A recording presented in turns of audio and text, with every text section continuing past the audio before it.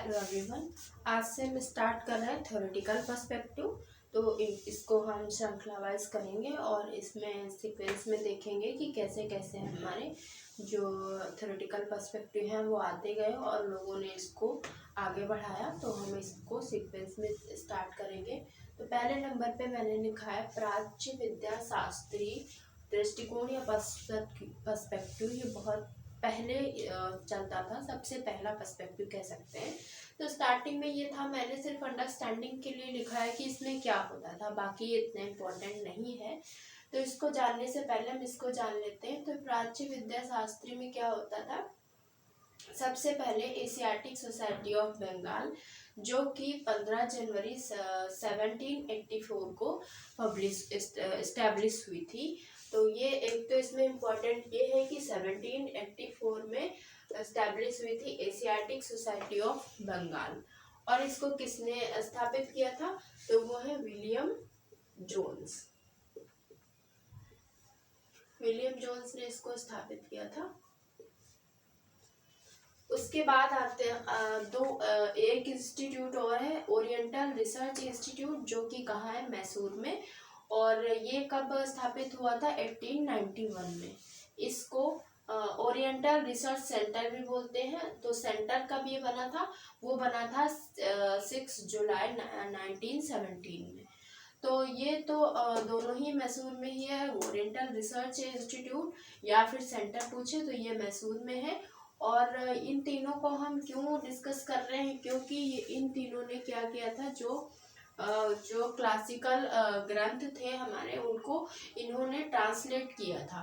तो ट्रांसलेट करके क्या किया था, जो हमारा इंडियन सिस्टम था उसमें उसको दिखाया था कि कैसा सिस्टम होता था, भारतीय सामाजिक व्यवस्था कैसी होती थी। तो इसमें इन्होंने ज़्यादातर भारतीय समाज की बुराइयों को दिखाया था, अच्छाइयों को बहुत कम दिखाया था, बुराइयों को ज़्यादा दिखाया था। इसलिए इसको जो हमारे इंडियोलॉजिकल पर्सपेक्टिव वाले हैं वो इसको रिजेक्ट करते हैं, वो अपना एक दृष्टिकोण लेके आते हैं।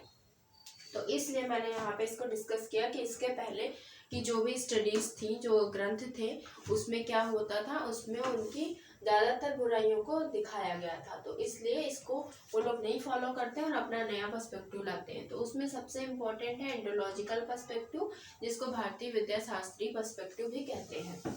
तो इसमें कौन कौन लोग आते हैं वो जानना बहुत इंपॉर्टेंट है। तो पहले नंबर पे घुरिये ड्यूमो है। इन दोनों को हम लोग डिटेल में डिस्कस करेंगे क्योंकि ये बहुत इंपॉर्टेंट है।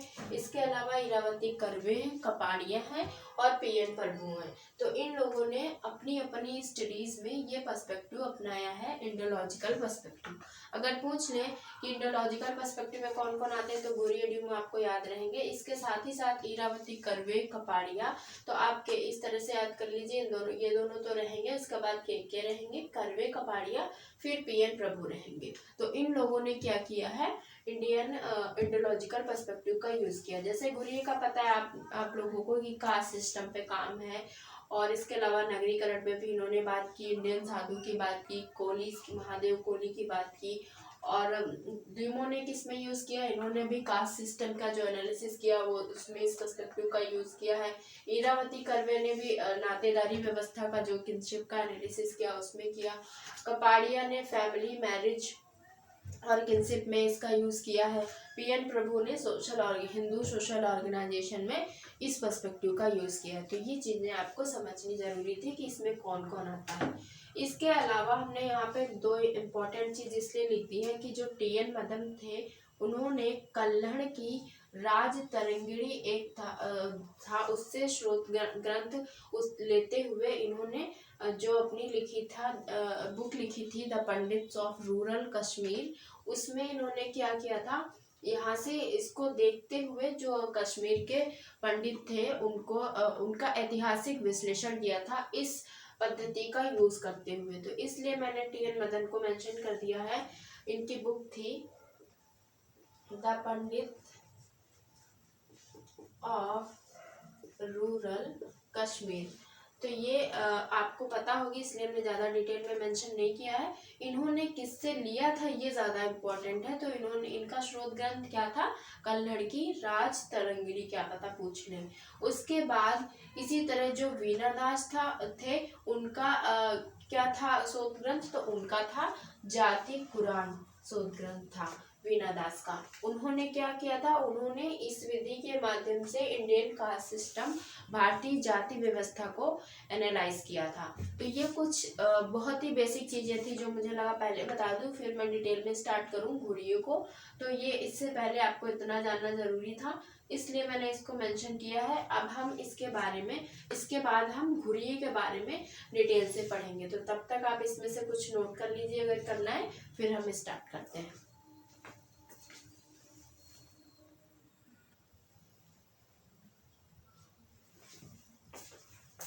चलिए, आई होप आपने वो नोट कर लिया होगा।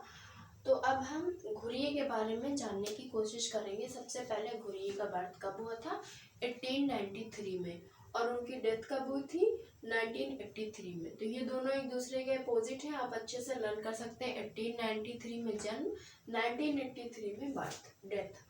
और उसके बाद सबसे पहले हम ये यहाँ पे बताने को कोशिश कर रहे हैं कि जो घुरिये थे उन्होंने ये जो एक नगरी केंद्र के रूप में मुंबई मैंने लिखा है, इस पे उन्होंने एक रिसर्च पेपर बनाया था, और फिर मतलब एक प्रपोजल बनाया था, फिर वो एक्सेप्ट हो गया था। और ये किसके निर्देशन में मिलके बनाया था, ये उन्होंने बनाया था गिडिंग्स के निर्देशन में मिलकर। तो ये इतना अच्छा बना था कि ये इनका प्रपोजल सेलेक्ट हो गया था और उनको एक फेलोशिप मिली थी। तो उसके बेस पे वो बाहर विदेश में पढ़ने के लिए चले गए थे, और फिर वहाँ उन्होंने लंदन इंस्टीट्यूट ऑफ इकोनॉमिक जो था उसमें उन्होंने प्रवेश लिया, और उसमें उनको वहाँ कौन मिला, एल.टी. हॉबहाउस मिले। तो एल.टी. हॉबहाउस के निर्देशन में उन्होंने अपना ये रिसर्च जो था वो पूरा किया, कंप्लीट किया।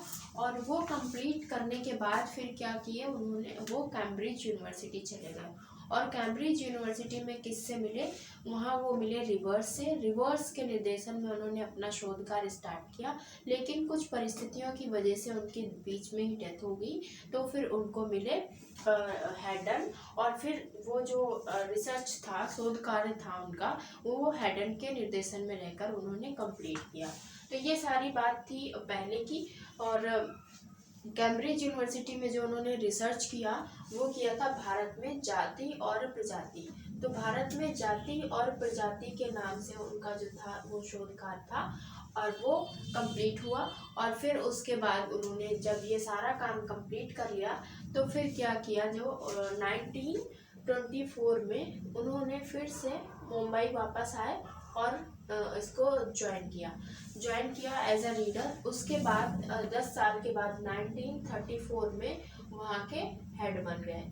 उसके बाद हेड बनने के बाद वहाँ उन्होंने काम किया, उसको आगे बढ़ाया, और 1952 में उन्होंने इंडियन सोशियोलॉजिकल सोसाइटी की स्थापना की, जहाँ से आज भी सोशियोलॉजिकल बुलेटिन नाम से एक वो रिसर्च जर्नल है जो पब्लिश होता है, और उसमें जो आर्टिकल जिसका पब्लिश होता है काफ़ी उसका नाम होता है, तो वो पब्लिश होता है। तो इतना सारा काम उन्होंने किया, और उनकी जो रिटायरमेंट थी वो 1959 में वो वहाँ से रिटायर हो गए थे, पर उससे पहले उन्होंने बहुत सारा काम कर लिया था। तो ये कुछ इंट्रोडक्शन था, जिसमें से बहुत ज़्यादा कुछ पूछा नहीं जाना है, बस ये पूछ सकते हैं इंडियन सोशियोलॉजिकल सोसाइटी की स्थापना कब हुई, तो 1952 में है। या यहाँ से रिसर्च जर्नल कौन पब्लिश होता है, तो सोशियोलॉजिकल बुलेटिन है। और इनका जो शोध कार्य था या पीएचडी था वो किस पे था, तो भारत में जाति या प्रजाति पे था। तो इस तरह से ये थोड़ा इंट्रोडक्टरी वीडियो थी। उसके बाद अब हम आते हैं मेन बेसिक उनका काम क्या था। तो उन्होंने भारतीय समाज को देखने के 3 दृष्टिकोण अपने सुझाए हैं, जो कि पहले हम ये जानते हैं कि ये क्या है। पहले जो दृष्टिकोण था प्रशासनिक, मिशनरी और प्राच्य विद्याशास्त्र, जो हम आपको बताए थे कि प्राच्य विद्याशास्त्र में क्या होता था। तो इन तीनों को उन्होंने सबसे पहले क्या किया, रिजेक्ट किया और उन्होंने कहा इसको हम फॉलो करके इंडियन सोसाइटी का एनालिसिस नहीं कर सकते क्योंकि इसमें ज़्यादातर भारतीय समाज की बुराइयां दिखाई गई। तो उन्होंने क्या किया, अपने 3 दृष्टिकोण दूसरे दिए नए।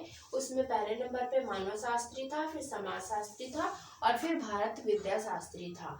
तो उसमें सबसे ज़्यादा उन्होंने इसको यूज़ किया है। और एंथ्रोपोलॉजिकल जो है मानव शास्त्री उसमें उन्होंने 2 बुक्स लिखी हैं। एक तो है 6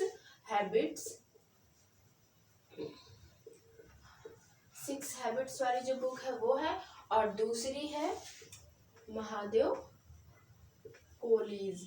तो ये जो दो बुक हैं वो इन्होंने मानव शास्त्री अप्रोच को यूज करते हुए लिखा है, इस पे काम किया है। बाकी ज्यादातर जो उनका काम है वो इंडियोलॉजिकल पर्सपेक्टिव पे है। तो इंडियोलॉजिकल पर्सपेक्टिव में कौन कौन सी आती है, जैसे कि इंडियन साधु हो गया, गॉड्स मैन हो गया, रिलीजियस कॉन्शियसनेस हो गया। इसके अलावा भी उन्होंने जाति, परिवार और नगरीकरण पे भी बहुत कुछ लिखा है।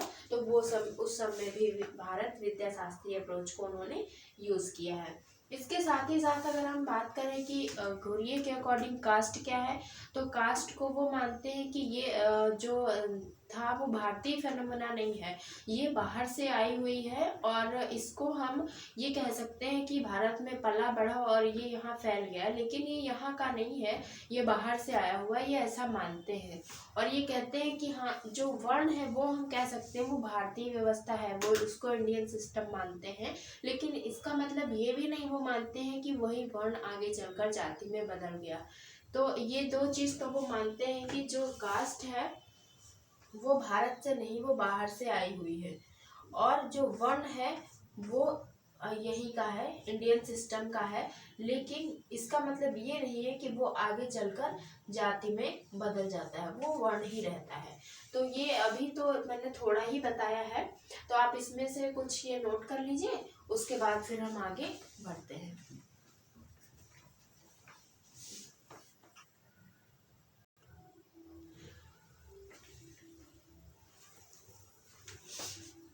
चलिए तो स्टार्ट करते हैं। जैसे मैंने बताया था कि कास्ट के बारे में वो कहते हैं जाति हमारे यहाँ से नहीं है, बाहर से आई हुई है।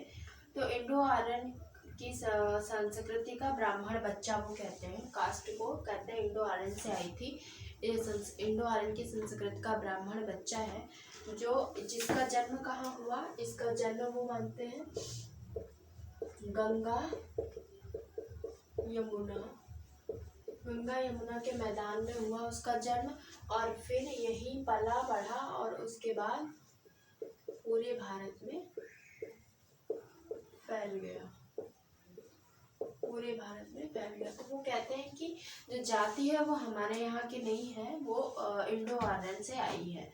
उसके बाद वो जाति को कुछ सब कास्ट में बांटते हैं, सब कास्ट इन्होंने एक कॉन्सेप्ट भी दिया है।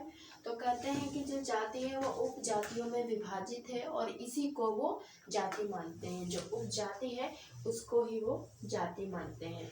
और ये कहते हैं कि जो जाति व्यवस्था की रीढ़ की हड्डी है वो क्या है, इंडोगैमी है, यानी जो अंतर विवाह हो रहा है उसकी वजह से जाति व्यवस्था बनी है। इसलिए ये किसको सपोर्ट करते हैं, ये इंटरकास्ट मैरिज को सपोर्ट करते हैं। कहते हैं जब तक इंटरकास्ट मैरिज नहीं होगी तब तक जाति नहीं खत्म होगी। तो इसलिए इन्होंने इंडोगैमी को नहीं माना और अपना इंटरकास्ट मैरिज पे फोकस करते हैं। उसके बाद जाति की कुछ 6 विशेषताएं देते हैं जो हम लोग BA में से ही पढ़ते चले आ रहे हैं, सभी को पता होगी। जाति की 6 विशेषताएं बताते हैं जो एग्जाम में भी पूछी जाती हैं और ये भी पूछा जाता है कि इनको एक्सप्लेन करो। तो जाति के सबसे नंबर 1 पे आता है खंडात्मक विभाजन, जो खंडों में बटी हुई है जाति वो है। और नंबर 2 पे है हायरार्की, जैसे कि ऊपर नीचे जातियों में बांटा गया है। उसके बाद हम देखते हैं खान पान और सामाजिक सहवास पर भी प्रतिबंध लगाया जाता है जाति में। तो ये भी व्यवस्था, ये भी इसकी विशेषता है, खान पान और सामाजिक सहवास पर प्रतिबंध।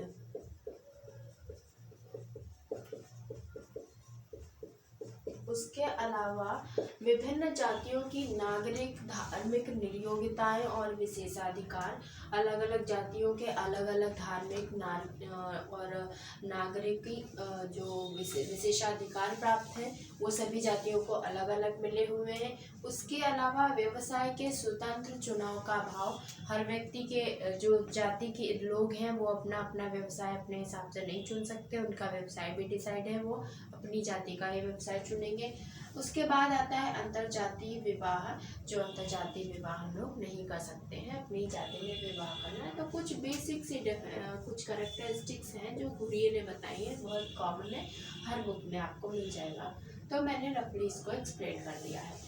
उसके बाद जो घुरिये हैं वो जो एल्विन की आइसोलेशन की पॉलिसी थी उससे सहमत नहीं है, क्योंकि एल्विन कहते हैं कि जो जनजातियां हैं उनको ऐसे अलग थलग छोड़ देना चाहिए, उनके लिए सेपरेट पॉलिसी की बात करते हैं।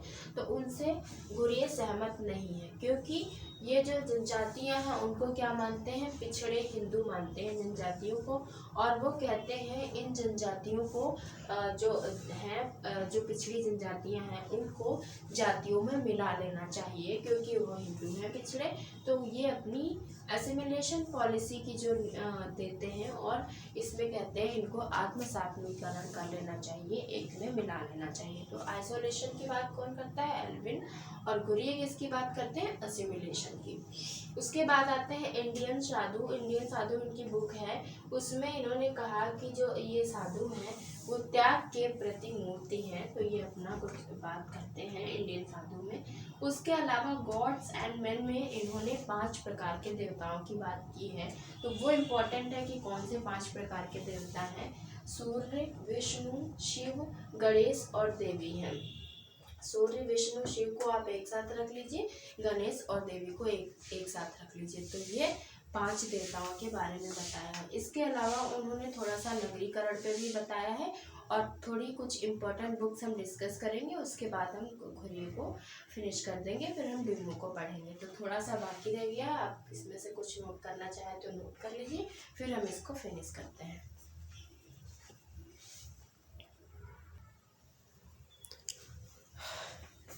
चलिए, तो थोड़ा सा बाकी रह गया, उसको जल्दी कवर कर लेते हैं। नगरीकरण के बारे में इन्होंने कोटेशन बोला है कि जो नगरीकरण है, वैसे तो नगरीकरण औद्योगिकरण के बाद का रिजल्ट होता है, तो ये कहते हैं नगरीकरण जो है वो औद्योगिकरण की प्रक्रिया नहीं है, औद्योगिकरण का परिणाम नहीं है, बल्कि क्या है, जो गांव की आवश्यकता हुई, स्थानीय नीड्स हुई, उनकी वजह से अर्बनाइजेशन हुआ, तो ये उसकी वजह से हुआ है। तो ये औद्योगिकरण का परिणाम न मानकर, औद्योगिकरण का रिजल्ट ना मानकर क्या मानते हैं, गांव की जो स्थानीय आवश्यकता थी उसकी वजह से क्या हुआ है, अर्बनाइजेशन हुआ है।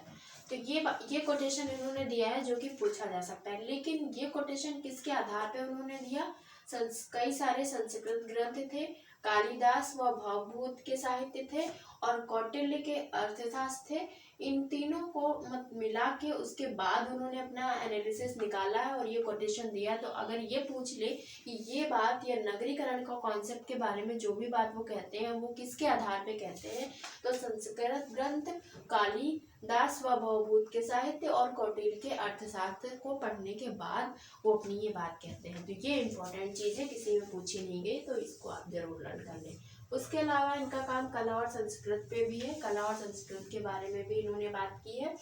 और यहाँ पे जो मैंने बुक्स लिखी हैं वो बहुत कॉमन वाली नहीं लिखी हैं जो नॉर्मली एग्जाम में पूछी रहती हैं, ये सिर्फ मैंने वो बुक्स लिखी हैं जो थोड़ा लर्न करने में डिफिकल्ट है, तो आप उनको रिवाइज कर लीजिए। जैसे द अबोर्जिनस, ये घुरिये की बुक है, after a century and a quarter, century और एक क्वार्टर वाली बुक इनकी है। दूसरी है race relation in Negro Africa, Negro Africa में रेस रिलेशन की किसने बात की थी? गुरिये ने। और उसके बाद है sexual behaviour of the American female. American female जो थी उसके सेक्सुअल बिहेवियर के बारे में भी गुरिये ने बुक लिखी थी। एंथ्रोपो सोशोलॉजिकल पेपर्स, ये तो आप उससे कर सकते हैं कि मानव शास्त्री और समाज शास्त्री अप्रोच का इन्होंने यूज किया है। उसके अलावा है the burning cauldron of north east, तो नॉर्थ ईस्ट से आप कर सकते हैं गुरिये का। और social tension in India, whither India, India regrets democracy, ये तीनों बुक का एक त्रिवर्ग टाइप में पूछा जाता है और ये कॉमन थी इसलिए मैंने इनको नीचे मेंशन कर दिया है। Social tension in India, whither India और इंडिया रिग्रेट्स डेमोक्रेसी, तो ये SWI त्रिवर्ग में पूछी जाती हैं। तो ये कुछ इम्पोर्टेंट बुक्स हैं, मुझे लगता है कि अगर नया पूछेगा तो इसमें से पूछ लेगा, तो आप इनको रिवाइज कर लीजिएगा, अच्छे से नोट कर लीजिएगा। इसी के साथ हमने गुरिये को बहुत ही शॉर्टकट में समझाने की कोशिश की है, अगर कोई डाउट है तो आप पूछ सकते हैं। नेक्स्ट लेक्चर में हम कवर करेंगे ड्यूमो को। Thank you for watching the video.